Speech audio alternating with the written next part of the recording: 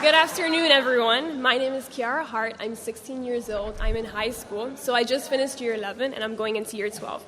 And I'm also a model.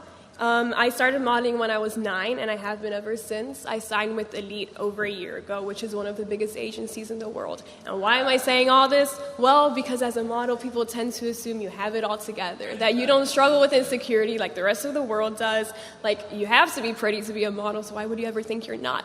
You know, and those things are pretty rational. Like, it makes sense to think that, but they're not true at all.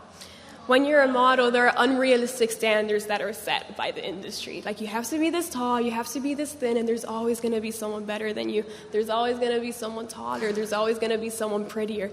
And so with that, a lot of insecurity arises. The feeling of inadequacy is always present because you just feel like you're not enough because there's always someone better. And I know because I've experienced it myself. And beauty is temporary. And it may bring us momentary confidence, but as soon as you don't get that compliment, as soon as that guy doesn't notice you anymore, as soon as people don't like you because people change every day, like your whole world is shattered. You don't feel good about yourself because your security rests on other people. And the confidence I have found in God is an unfading confidence, not measured by the physical but the spiritual. The scripture that comes to mind when I think of this is in 1 Peter chapter 3, verse 3-4. And it reads, "Your beauty should not come from outward adornment, such as elaborate hairstyles and the wearing of gold jewelry or fine clothes. Rather, it should be that of your inner self, the unfading beauty of a gentle and quiet spirit, which is of great worth in God's sight." And I love this scripture because it's so applicable to us as women today. For so many years, the only place I found my confidence was from what people thought of me, from the compliments I got from photographers, from what the modeling agents said about me, from what my friends. It just fed my insecurity. And deep down, I felt sad and I felt empty because it was just fake. It was like a facade. Like, on the front, I looked confident, but inside I was like I was feeding off of all these things that are like temporary.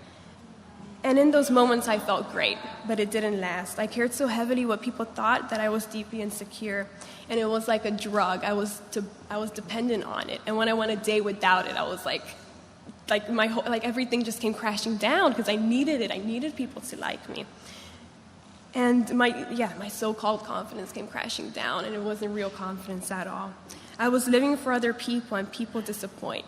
I have learned that confidence that can be taken away by by humans, is not true confidence at all. But there's two things in this world that we can be sure don't change, and that's God and His Word. And God says that I'm enough the way I am, that I'm not defined by what people think of me, that I don't need to look a certain way, like dress a certain way, have this status, do a certain job to feel confident about myself, to feel good about myself. And I've learned that the void, the emptiness in human hearts that I know we all feel at some point in our lives. And we try to fill it with the world, but it's a futile pursuit because it was created to be filled by God. Only God can fill that emptiness in our heart.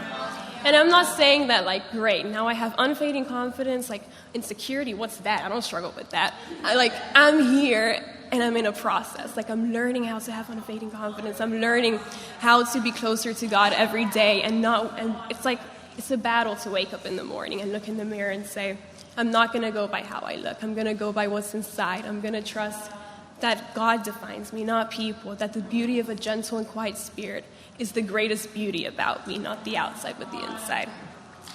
And I'm not going to expect to wake up one day and just have it all together. It's a process. It has taken me painful lessons and trials to get to even where I am. But when you have some godly confidence, it's more than all the confidence the world could ever offer you. And what keeps me